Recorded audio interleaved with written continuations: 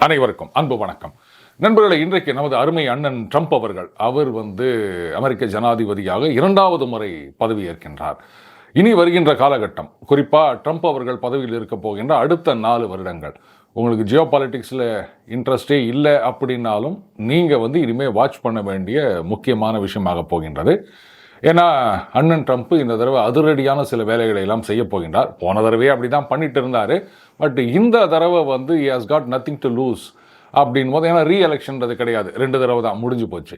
அதனால் என்னென்னலாம் செய்யணும் அப்படின்னு நினச்சிட்டு இருக்காரோ அதெல்லாம் அதிரடியாக செய்யலாம். கூடவே அவர் சேர்த்து வச்சிருக்க கேங் எலான் மஸ்க், அவர் பெரிய பெரிய கனவுகளை எல்லாம் வைத்து கொண்டிருக்கின்றார். விட்டா மார்ஸில் நாங்கள் ஒரு பிரான்ச் ஆஃபீஸ் ஓப்பன் பண்ண போகிறோம் அப்படின்ற அளவுக்கு அவர் போயிட்டுருக்காருங்க.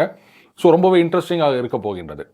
ரைட், முதல்ல இன்றைக்கு பதவி ஏற்ற பிறகு உடனடியாக ஒரு 200 எக்ஸிக்யூட்டிவ் ஆர்டர் சைன் பண்ண போகிறதா சொல்லியிருக்காங்க. அதில் முக்கியமான ஒன்று, இனிமே பார்டர் வழியாக எவனும் உள்ள நுழைய முடியாது, முதல்ல போடு ஒரு பெரிய கேட்டை அப்படின்றது.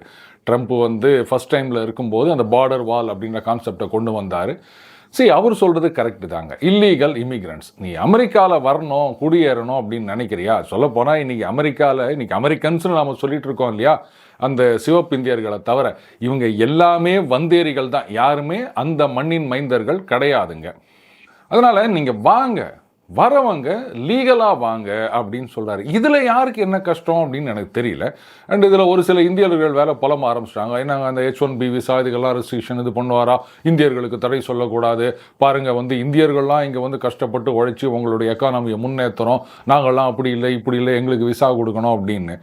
இதை பாருங்கள், ஒவ்வொரு நாட்டிலையும் அந்த நாட்டில் யார் யாரை உள்ளே சேர்க்கறது, எத்தனை பேரை உள்ளே சேர்க்கறது, எந்த நேரத்தில் குடியுரிமை கொடுக்கறது, அதெல்லாம் அந்த நாட்டு அரசாங்கமும் அந்த நாட்டு மக்களும் முடிவு செய்ய வேண்டும்.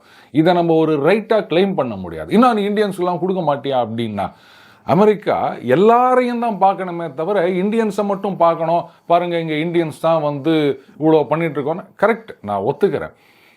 சொல்லப்போனால் அமெரிக்காவில் குடியேறிய இந்தியர்கள் தான் அந்த டேக்ஸ் கான்ட்ரிபியூட் பண்ணுறதாகட்டும், இல்லை மற்ற துறைகளில் சிறந்து விளங்குவதாகட்டும், அண்டு இந்த ரிசர்ச் அண்ட் டெவலப்மெண்ட்டு, இந்த மாதிரி பல விஷயங்களில் லீடிங்கில் இருக்காங்க, நான் இல்லைன்னு சொல்லலை.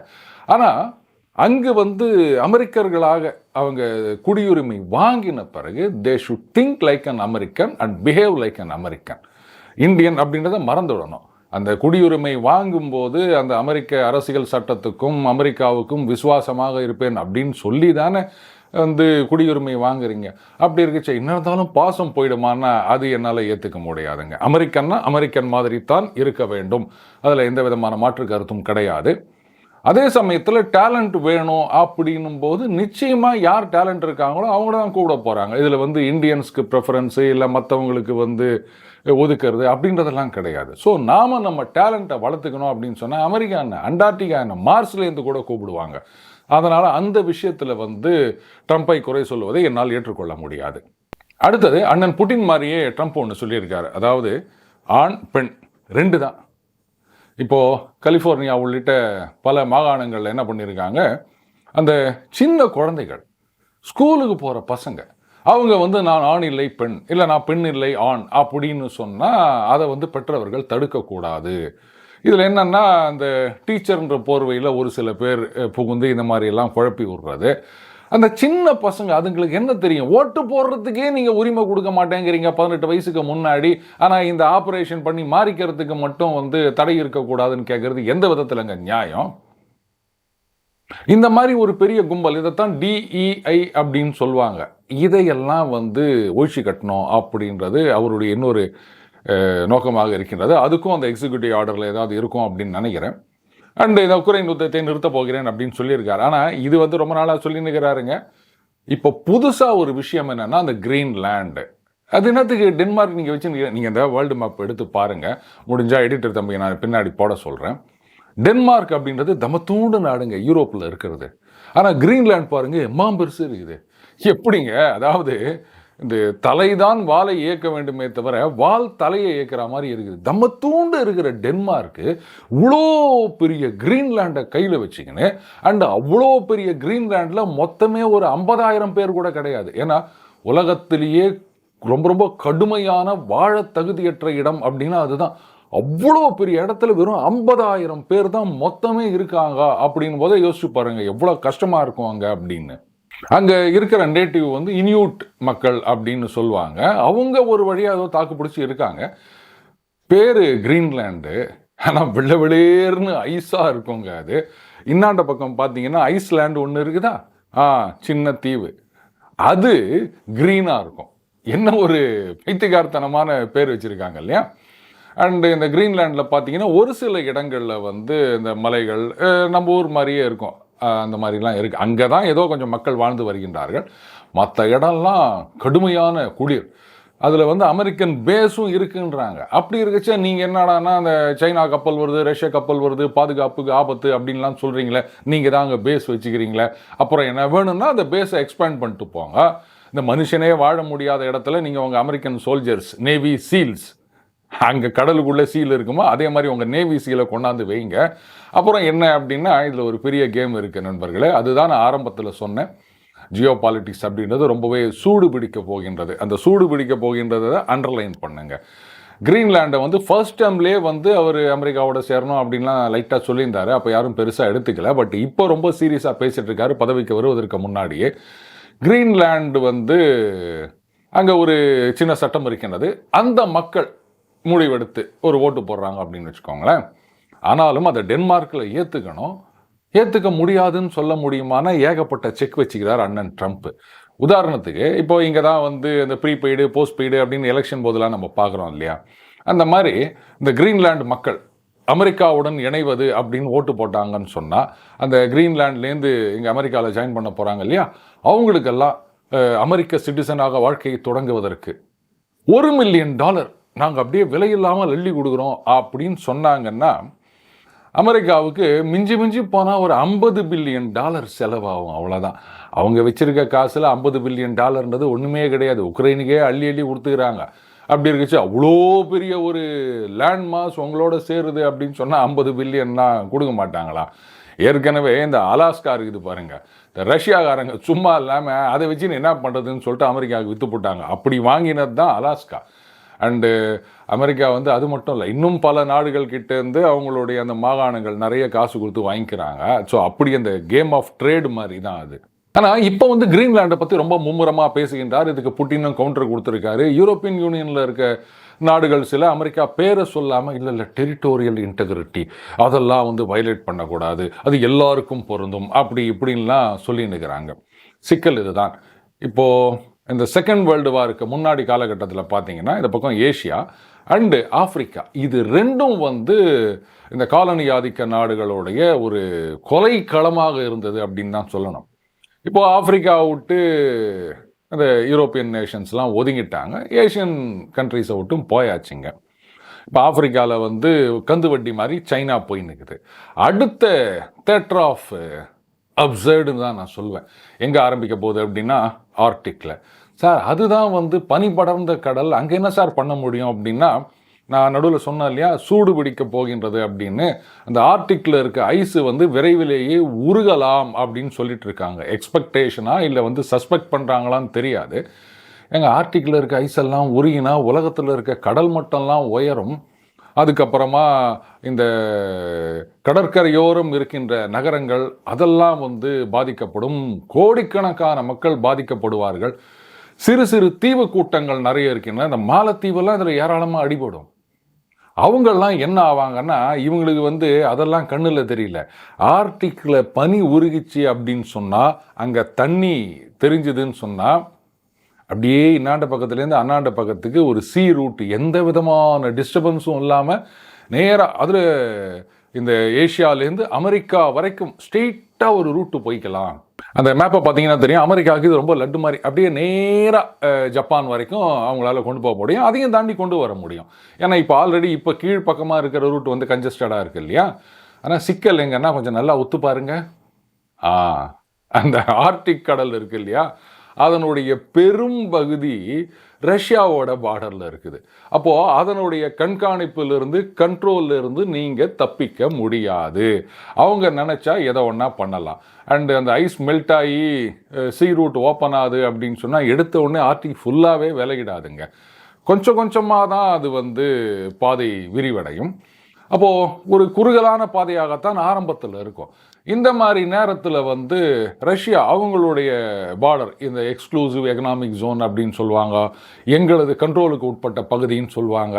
இதிலெல்லாம் நீங்கள் நினச்சபடி ஷிப்பெல்லாம் அமுச்சிட்டு இருக்க முடியாது. அவங்க திடீர்னு எதையாவது பண்ணி சோக் பண்ண ஆரம்பிச்சிருவாங்க. ஸோ அதனால் அங்கே ஒரு ஹெவி ப்ரெசன்ஸ் வேணுன்றதுக்காக கிரீன்லேண்டை முதல்ல எங்களுக்கு குத்துரு, ஆர்டிக் எங்களுக்கும் சொந்தம் அப்படின்றது ஒன்று. அடுத்தது கிரீன்லேண்டை வாங்கின பிறகு இந்த ஆர்டிக் பனி விலகுச்சு அப்படின்னு சொன்னால் இந்த மினரல் ரிசோர்ஸஸ் இது நிறைய ஆட்டையை போடலாம் அப்படின்றது ஒரு கணக்கு. ஸோ அதற்காகவும் இப்போவே வேலையை ஆரம்பிச்சிட்ருக்காரு அண்ணன் ட்ரம்ப்பு. சரி, நான் சொன்னேன் யூரோப்பியன் யூனியன் நேஷன்ஸ் எல்லாம் அமெரிக்காவை பேர் கூட சொல்ல முடியல, இல்லை டெரிட்டோரியல் இன்டெகிரிட்டின்னு சொல்லிட்டுக்கிறாங்கன்னு. அதுக்கு முக்கியமான காரணம் என்ன அப்படின்னா நேட்டோ. என்ன சார், நேட்டோ அப்படின்றது அமெரிக்கா, ஐரோப்பிய நாடுகள் உள்ளிட்ட பல நாடுகள் சேர்ந்த அமைப்பு. இதில் என்ன பிரச்சனை இருக்குது அப்படின்னா இதுதாங்க பிரச்சனை. ஐரோப்பா நாடுகளை பொறுத்த வரைக்கும் என்ன பண்ணிட்டாங்க, செகண்ட் வேர்ல்டு வார் முடிஞ்ச பிறகு, அதுவும் 49 நேட்டோலாம் ஆரம்பமான பிறகு இந்த பக்கம் யூஎஸ்எஸ்ஆர்னு வந்துருச்சு, அந்த பக்கம் யூஎஸ்ஏன்னு அதுக்கு ஒரு கவுண்டர் வெயிட்டு. அப்போது அந்த யூஎஸ்ஏ புதிதாக வளர்ந்து கொண்டிருக்கின்ற ஒரு வல்லரசு நாடு. இவங்க என்ன பண்ணிட்டாங்க, நாமெல்லாம் பரம்பரை பணக்காரங்க, இவன் புச்சா வந்தவன் தானே, அதனால் நம்ம சொன்னால் அவன் கேட்டுப்பான், நாமெல்லாம் எவ்வளோ பெரிய ஜமீன்தார் அப்படின்னு நினச்சிட்டாங்க. ஸோ இந்த நேட்டோ அப்படின்னு ஆரம்பித்து இந்த பாதுகாப்புக்கெல்லாம் நேட்டோ தான் பொறுப்பு அப்படின்ன உடனே இவங்களும் ரொம்ப சந்தோஷமாக இருந்துட்டாங்க. என்னதான் நீங்கள் வீட்டுக்கு நம்பகமான செக்யூரிட்டியை நியமித்தாலும் நாமளும் உஷாராக இருக்கணும். செக்யூரிட்டியை மட்டுமே நம்பிட்டு இருந்தோம்னா உருப்பட மாட்டோம் அப்படின்றதுக்கு நேட்டோவும் ஐரோப்பிய யூனியன் நாடுகளும் ஒரு உதாரணம். இப்போ என்ன போச்சு, ட்ரம்ப் அன்னிலேருந்து சொல்லின்னுக்கிறாரு, என்னங்க இந்த நேட்டோவோடைய ஸ்பெண்டிங்கில் நாங்கள் தான் நிறைய செலவு பண்ணின்னுக்கிறோம், உங்களுடைய கான்ட்ரிபியூஷன் அப்படின்றது ஒவ்வொரு நாடும் குறைந்தபட்சம் 3% செலவு பண்ணணும் அப்படின்றாரு. இது வளர்ந்த நாடுகளான ஜெர்மனி, இட்டலி, ஃப்ரான்ஸு இவங்களே அவ்வளோ செலவு பண்ணுறது கிடையாதுங்க. அப்படி இருக்குச்ச இன்னும் வளர்ந்து கொண்டிருக்கின்ற நாடுகள், ஐரோப்பிய நாடுகளில் எல்லாமே பணக்கார நாடுன்னு சொல்ல முடியாது.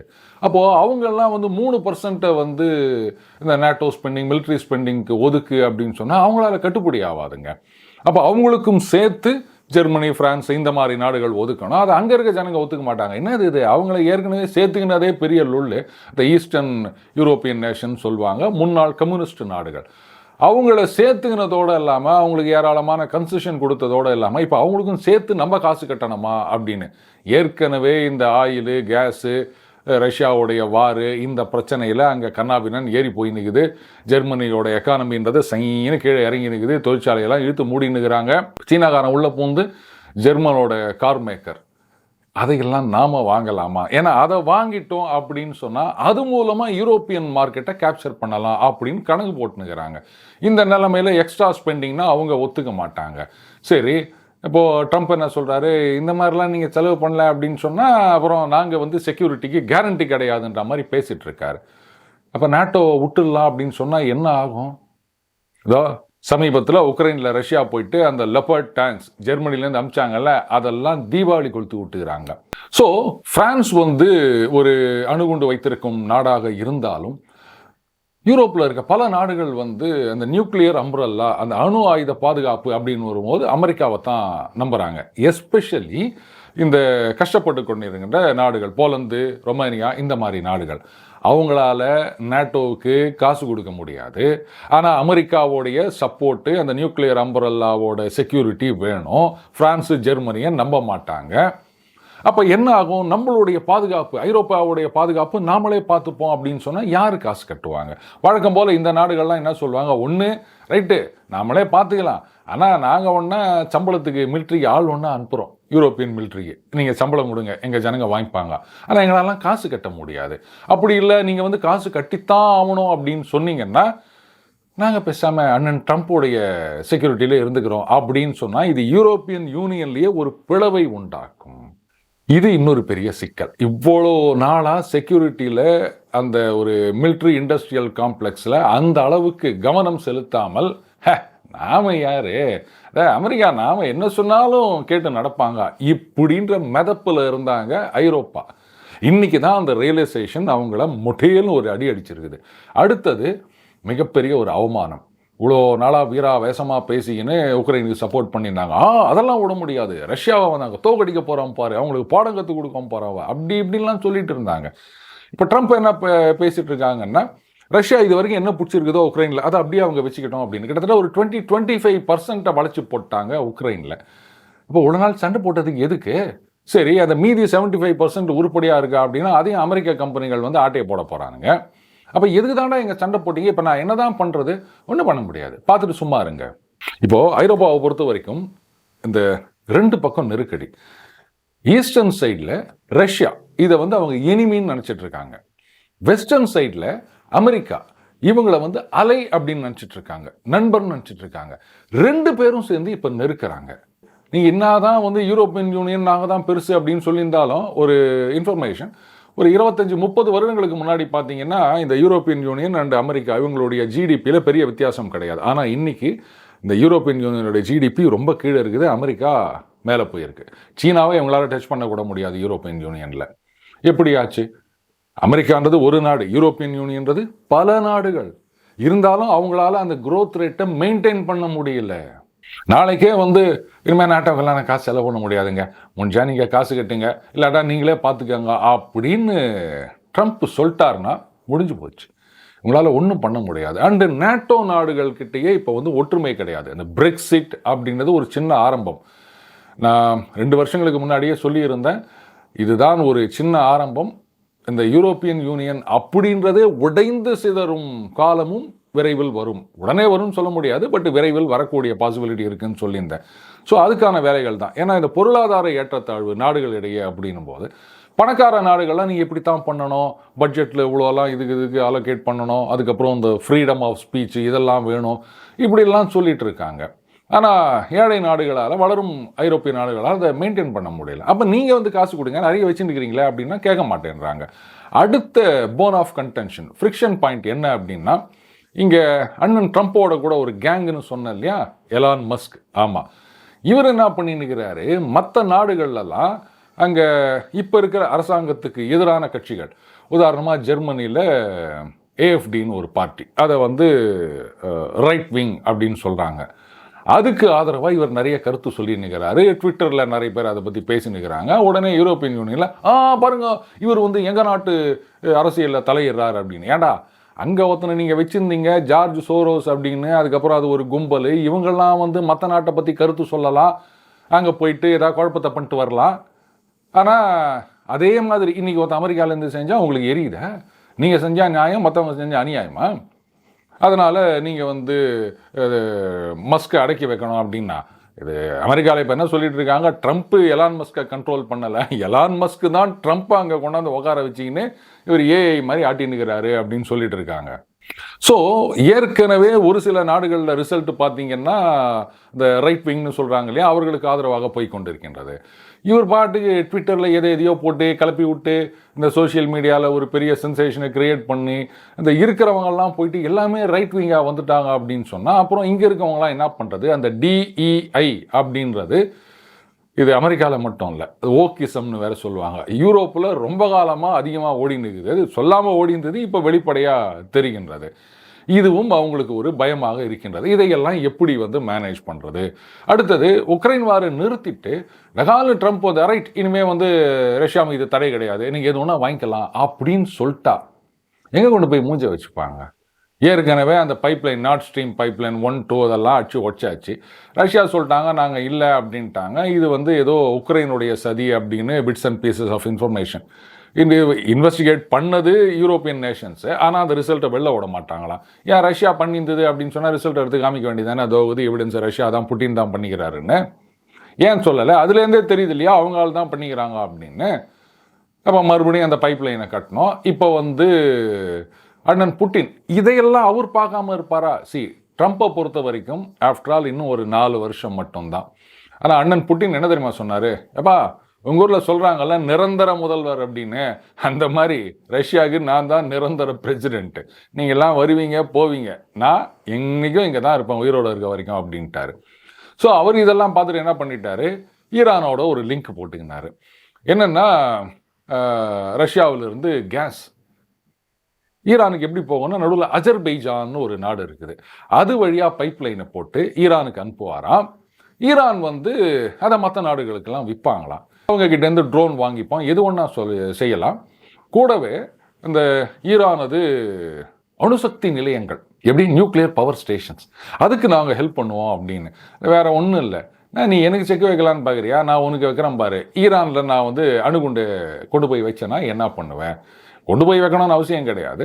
அவங்களுடைய அந்த என்ரிச்மெண்ட் ஃபெசிலிட்டியோ இல்லை வந்து சென்ட்ரிஃபியூஜ் இதெல்லாம் இருக்கு இல்லையா, இதை வந்து டெவலப் பண்ணுறதுக்கு கொஞ்சம் ஸ்பீடப் பண்ணாலே போதும். அண்டு ரஷ்யாவுடைய சப்போர்ட் இருக்குது அப்படின்னு சொல்லும்போது, ஏற்கனவே இஸ்ரேல் அந்த நியூக்ளியர் இன்ஸ்டலேஷன்ஸ் அட்டாக் பண்ண முடியாததுக்கு காரணம் அது வந்து ஒன்று மலைக்கடியில் இருக்கின்றது, இன்னொன்று குகைக்கடியில் இருக்கின்றது. அதுக்கெல்லாம் அந்த F-35 அண்ட் பியாண்ட் அந்த மாதிரியான ஃபைட்டர்ஸ் இருந்தால் தான் வந்து அதெல்லாம் பண்ண முடியும். அது இதுக்குன்னு ஸ்பெஷலைஸ்டு பாம்ஸ் இருக்குது, அது இன்னும் ஊடுருவி செல்வதற்கு. அதெல்லாம் கொண்டு போனோம்னா தான் அந்த பெரிய அளவு விமானங்கள் தேவை. அண்டு ரஷ்யாவுடைய சப்போர்ட் அப்படின்னும் போது இன்னும் வந்து அவங்க ரொம்ப செக்யூராக பண்ணுவாங்க. அதனால் அவ்வளோ சுலபத்தில் அந்த அணு தயாரிப்பதை தடுத்து நிறுத்திவிட முடியாது.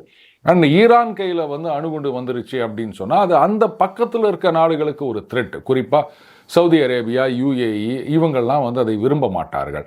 அப்போ இது வந்து ஒரு பேரம் பேசுகிற டெக்னிக். வேறு அங்கே நீ ஏதாவது பண்ணியானா நான் இங்கே பண்ணுவேன் அப்படின்னு. இது அமெரிக்காவை எப்படி டைரெக்டாக தாக்கும் அப்படின்னா வெரி சிம்பிள். சவுதி சொல்லுவாங்க, நீ பாட்டுக்கு அங்கே கொச்சலை குத்துனுக்கிற, அவன் இங்கே 7.5 கொண்டாந்து நிறுத்தி வச்சுக்கிறான் வாட்ஸ்அப் படியில், நீ அங்கே அமுக்கு அப்படின்வாங்க. சவுதி சொன்னால் இவங்க கேட்டு தான் ஆனோம். ஏன்னா ஆயில் அப்படின்றது ஒன்று இருக்குது, குளோபல் லெவலில் வந்து அஃபெக்ட் பண்ணக்கூடிய விஷயம். நாளைக்கே சவுதி வந்து ஆயில் ரேட்டை ஏற்றிட்டாங்க, இல்லை வந்து சப்ளையை கட் பண்ணிட்டாங்க அப்படின்னு சொன்னால் அமெரிக்கா வந்து நட்பு நாடுகள் எல்லாத்துக்கும் வந்து சப்ளை பண்ணிட்டு இருக்க முடியுமா? பைடன் அது மாதிரி தான் பண்ணார், ஸ்ட்ராட்டஜிக் ரிசர்வ் அதுலேருந்து எடுத்து விடுங்க அப்படின்னாரு. அந்த மாதிரிலாம் பண்ண முடியாது. அப்படி பண்ணிட்டாங்கன்னா முடிஞ்சு போச்சு சோலி. ஸோ இவ்வளோ சிக்கல் இருக்கின்றது. புட்டின் வந்து இதையெல்லாம் ரொம்பவே ரசித்து கொண்டிருக்கின்றார் அப்படின்னு தான் நான் சொல்வேன். அண்டு ட்ரம்ப்பை பொறுத்த வரைக்கும் அநேகமாக அவருடைய ஃபஸ்ட்டு விசிட் வந்து சைனாவாக கூட இருக்கலாம். பாருங்க, நம்மளாம் நட்புடன் இணைய வேண்டும், நாமெல்லாம் சேர்ந்தா அமெரிக்காவை மட்டும் இல்லை உலகத்தையே ஒரு பீஸ்ஃபுல்லான இடமாக மாக்கலாம் அப்படின்லாம் வந்து அவர் கோஷம் போட்டுனுக்கிறாரு. பட்டு சீனா இது நல்லா புரிஞ்சு வச்சுருக்காங்க. எதுக்கு அங்கே வராரு, வந்து நாங்கள் உங்களுக்கு டெக்னாலஜி அள்ளி கொடுக்குறோம், நீங்கள் இன்னும் பெருசாகுங்க அப்படின்னு சொல்கிறதுக்கா? ட்ரேட் பேலன்ஸு எங்களுக்கு அன்ஃபேவரபுளாக இருக்குது, அதனால் எங்களாண்ட நாங்கள் என்னன்னாலாம் நல்ல சாமான் வச்சுக்கிறோம், நீங்கள் ஒன்றும் வாங்க மாட்டேங்கிறியா, உங்கள் வீட்டில் இருக்கிறத மட்டும் எங்கள் வீட்டில் கொண்டாந்து தள்ளினுக்கிறியா, அதனால் நிறைய சாமான் வாங்கிப்பா, இப்படி விற்கிறதுக்கு தான் அவர் போகிறாரு, மற்றபடி அவங்கள கை தூக்கி விடுறதுக்கா?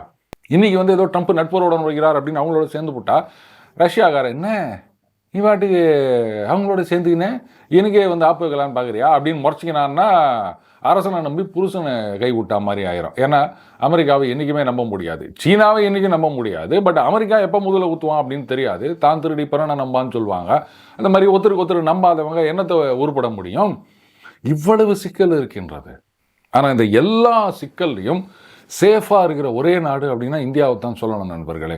காரணம், இந்த கான்ஃப்ளிக்ட் ஆஃப் இன்ட்ரெஸ்ட் இந்த நாடுகள்லாம் இருக்காங்கல்ல, இவங்க எல்லாரோடையும் ஃப்ரெண்ட்லியாக இருக்கக்கூடிய ஒரே நாடுன்னா இந்தியா மட்டும்தான். அண்டு இந்தியாவை பகச்சிக்க கூடாது அப்படின்றதுல மற்ற எல்லா நாடுகளும் வந்து உறுதியாக இருக்கின்றன. உன்னை கேட்கலாம், சார் சீனா அப்படின்னு.